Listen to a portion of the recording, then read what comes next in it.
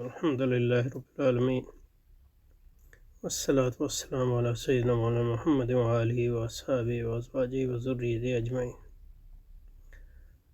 اللهم أرنا الحق حقا وارزقنا اتباعه وأرنا الباطل باطلا وارزقنا اجتنابه. اللهم أرنا حقائق الأشياء كما هي. رب زدنا علما وعملا وإخلاصا يا رب العالمين. وصلى وسلم على سيدنا محمد وآله وأصحابه وأزواجه وذريته أجمعين برحمتك يا أرحم الراحمين آمين يا رب العالمين. Okay, so we are somewhere here. We had John Rawls' well-ordered society. So we'll just go through it again. So what we have done so far, just to see you. So the argument of this book is fairly simple. The Islamic State, judged by any standard. So he hasn't, so far obviously hasn't defined Islamic State or state. Judged by any standard definition of what the modern state represents is both an impossibility and a contradiction in terms. So we had an initial discussion on this point. So until the early 18th and 19th century, for 12 centuries before then, the moral law of Islam, the Sharia, had successfully negotiated customary law and local customary practice and had emerged as the supreme moral and legal force regulating both society and government. This law was paradigmatic, having been accepted as the central system of high and general norms by societies and the dynastic powers that rule over them. A lot of just strange terminology. It means either he doesn't have substance or he's trying to steer you away from the actual argument. But we'll see. It was a moral law that created and maintained a well-ordered society.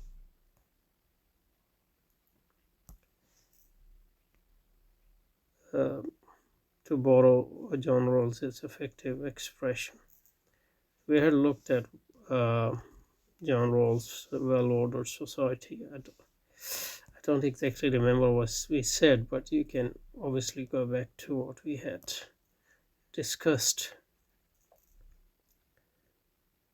And obviously moral law, even legal law, on its own cannot maintain a society. It maintains a society with an array of other things. It manages a society is a well-ordered society through socialization, through education, through state, through society and its customs, and through personal development and the interaction of all those things. So in that sense, Islamic society, even though its principles differ from other society, in its basic structure is not different from other societies in that sense, that it needs certain things which every society needs to produce and reproduce itself. Okay, so let's start from here. However, the beginning of the 19th century and at the hands of colonialist Europe, the socio-economic and political system regulated by Sharia. You keep using the word regulation. The socio-economic and political system is not just regulated by, structurally dismantled.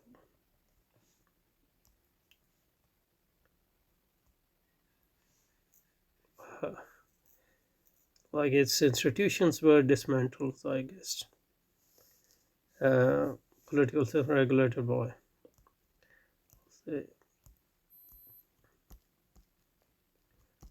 Obviously, Sharia's rule and Sharia as well as Tariqa. How can Sharia rule on its own?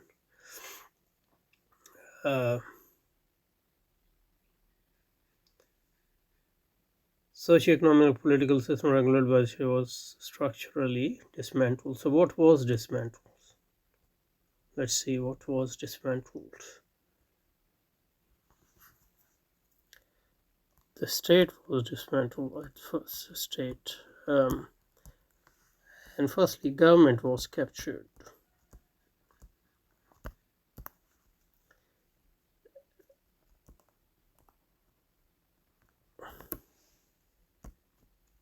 And dismantled, obviously, which doesn't mean that the dismantled. After dismantling, part of that government and its structure, or part of that state and its structure, wasn't reused, but it was reused in a different structure. That's one thing. For example, in a subcontinent, for example.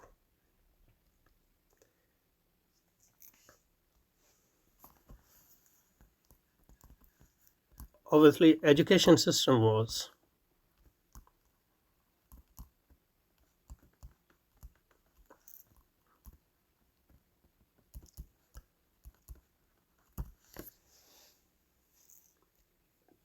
dismantled. So people, obviously, over a period of time, but with dismantling of the education system, the elite became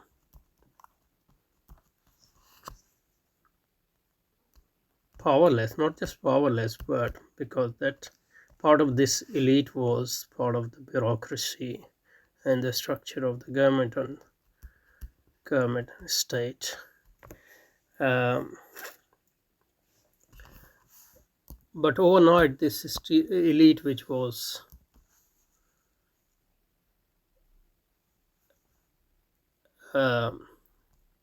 educational elite as well as elite in the sense of government, became non-elite, or educated people overnight became uneducated in a sense, because totally new system of education was introduced, which is so one example of this is like Persian, for example, in our system was an official language, now Persian. So knowing Persian was important to get a job and a position, etc. Now, as they say, after the dismantling of that education system, Persian became generally, obviously, worthless, and we have that from those days, I guess, this saying that "Padho Farsi becho tel," meaning you can't get any worthwhile job, or you can't earn living by studying Persian. The same with Arabic. So the whole elite, educational elite, became uneducated in the eyes of the new rulers overnight. So so Urdu was promoted against Persian and Arabic, and a new elite was created, and obviously, ultimately, English became the sign of education. And I have, I remember, this example is not from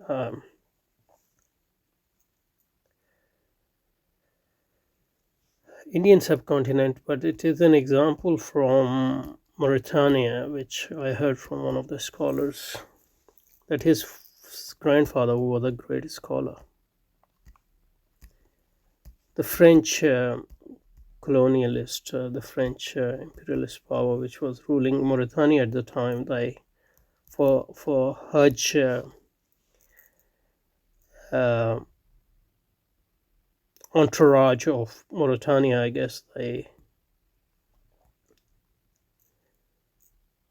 they appointed one of the greatest scholars of the time, Muhammad Ali Abdul Wadud, was not just a scholar in Islamic, great scholar in Islamic uh, disciplines, but also in Arabic language, literature, uh, philosophy, logic. I mean, you name it. One of the rarest scholars, even in that part of the world where scholars are, even to this day, are produced in abundance, and not just men but women as well. Anyway, when they issued him French passport, there was French government there, so in the profession or education they wrote illiterate, and that's because they wasn't educated in French and according to French system. So literacy and illiteracy and education, and so overnight the whole thing changes, uh, and obviously economic system was dismantled.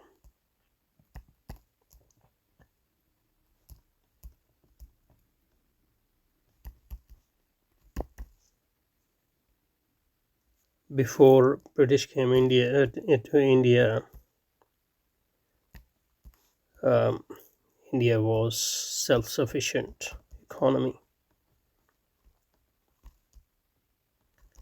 In fact, before British came, India was a self-sufficient economy and hardly imported anything from Britain. But in a few decades, it became basically a colony producing raw material for British economy, and that then finished products were actually imported to um, India. So, and its indigenous machines and industry was totally dismantled, which was much superior to the British industry at the time. But in a few decades, the indigenous production system and industry was totally dismantled, and India became economically dependent on British and the world economic system created by it, and it is in a sense to this day. Um, and finally, you have dismantling of political systems. So government was overthrown, and state institutions were dismantled, and new elite was created, which was spearheaded by small elite from the Britain, but then local. Uh, Either the old elite was bought and co-opted, or the new elite was created, which was subservient to, and whose interests were subservient to, the British interests, etc. So these are some of the changes which happen. So with the education system, you have new self, new individuality, new ideal, new economic system, new economic ideals. Obviously, social system is much more entrenched in society, so it takes more time. And at no point, the British were able to easily dismantle the old system. And the old system ultimately produced the resistance to modernity, etc., and created a new institution to fight that colonization and modernization and westernization, etc. Okay, so these are a few examples.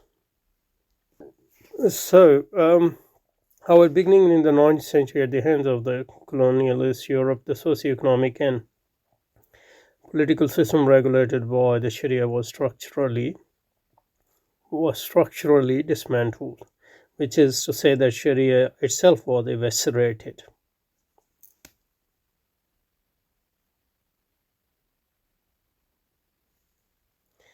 Uh, Providing no more than the raw materials for legislation of personal status. Even that's only in few states now, by the modern state.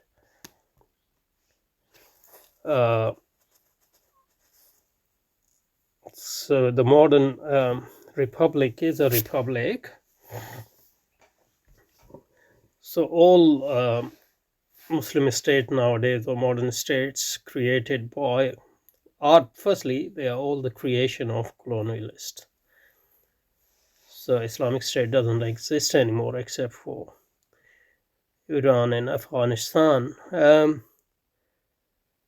And all the institutions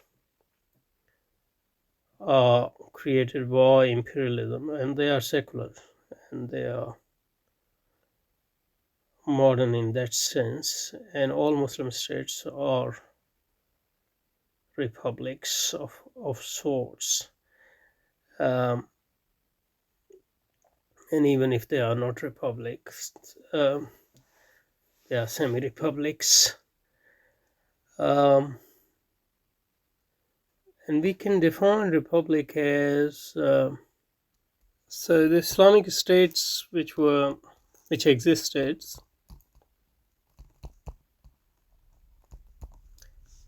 from the time of the Prophet ﷺ until the colonization of the Muslim world. Those states were firstly dismantled and were reconstituted. And after freedom struggles, those states were inherited by new Muslim elite. And they weren't fundamentally dismantled and reconstituted. And the Islamic states, in that sense, modern Islamic states, if you want to call them Muslim states, really, were reconstituted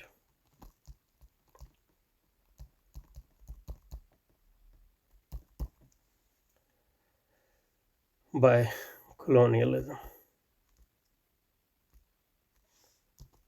through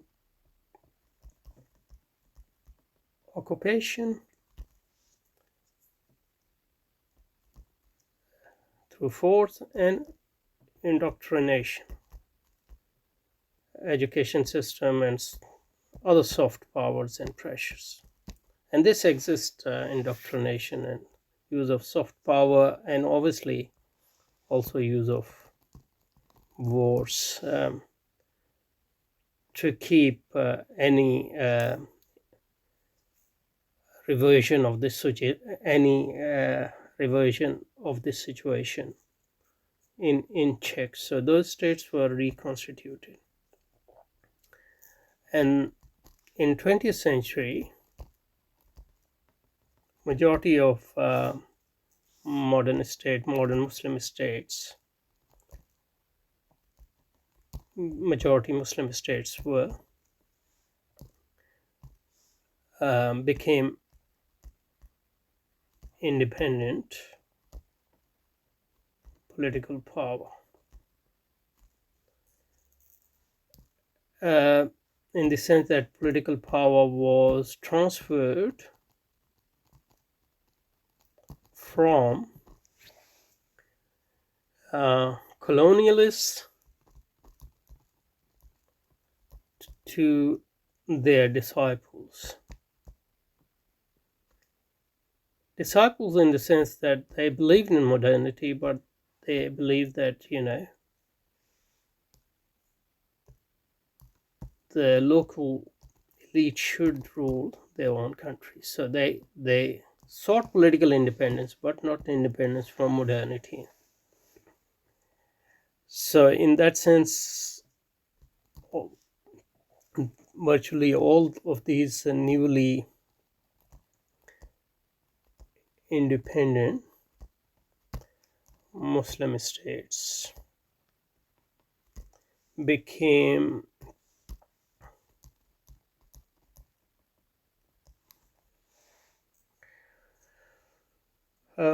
either nationalists or liberal or socialist. These are the three main forms which modernity takes. Modernity, and normally, modernity is a mixture of these three things, and these are all ideologies of modernity. And the main civilization is obviously capitalism, which is never contested either by nationalism or liberalism or socialism in any fundamental sense of the word. So all Muslim states either became nationalist, like, I don't know, nationalist Turkey, liberal Pakistan, socialist Egypt, for example, etc.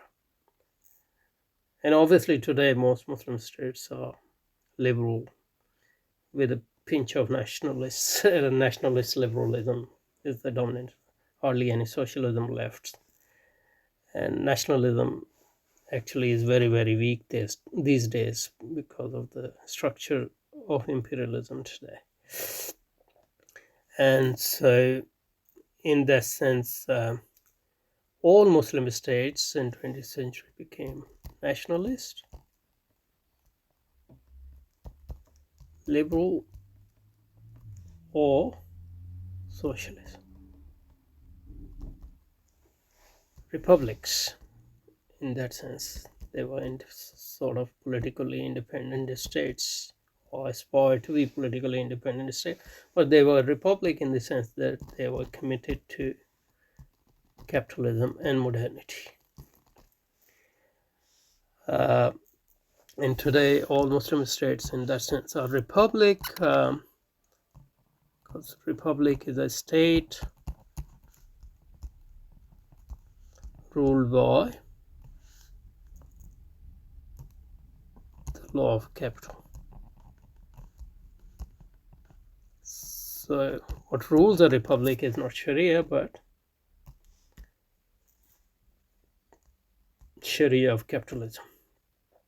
That's the difference between republic and Islamic state. Law of capital under a constitution. So a republic is a constitutional state which sanctifies human rights.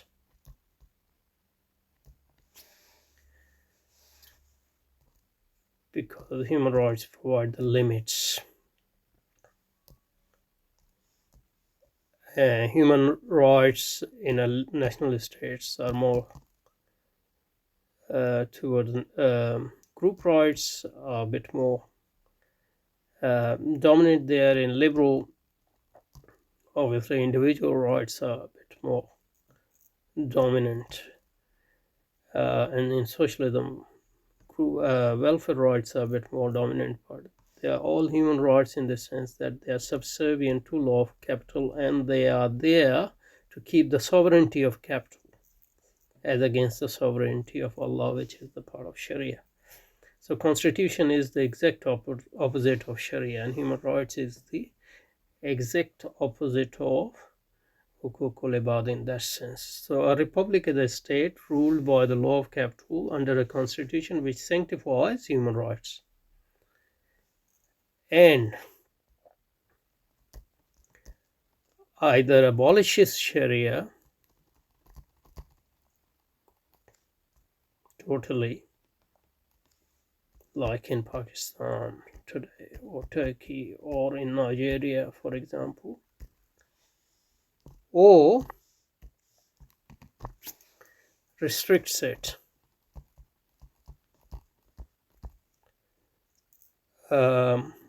restrict the Sharia's application to the personal domain. Personal is defined more.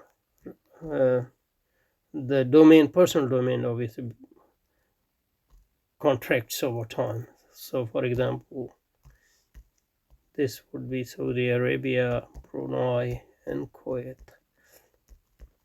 Many Arab countries, the personal law is still partially Islamic. But not just that, Republic, the source of policy is modern social sciences.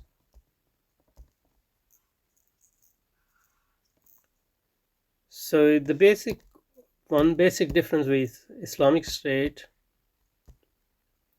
ruled by Sharia in comprehensive sense, in which we define, not in ambiguous sense in which Hallaq is using it, but it also, public policy is determined by public policy is determined, crafted by Islamic disciplines. Those are the key. Islamic disciplines are the key where the public policy is formulated. And rule of Sharia obviously mean rule of the faqih and the fuqaha. On the other hand, Republic is ruled by constitution. So constitution abolishes Sharia totally or partially, and the public policy, in public policy there is no role for Islamic knowledge. Public policy is determined by and informed by social sciences. That's the key difference between Islamic State and a republic. Okay, but obviously, as far as we have seen so far, Hallaq has no conception of public policy being determined by either social sciences or Islamic disciplines, and its relevance to defining a republic, a constitutional state, or Islamic State in that sense as well. Okay, so which is to say that Sharia itself was eviscerated. So just using weight, eviscerated. So how it was reduced to providing no more than raw material for legislation of personal status by the modernists. So we have tried to specify this. Even in this relatively limited sphere, the Sharia loses autonomy and social agency in favor of modern state. Autonomy, and what does autonomy mean as social agency? Well, see, Sharia was henceforth needed only to the limited extent drawing certain provision from it, provision that would recreate according to the modern expediency, legitimize the state's legislative ventures. Okay, I think that far we have covered, and we'll try to continue from here next time, inshallah.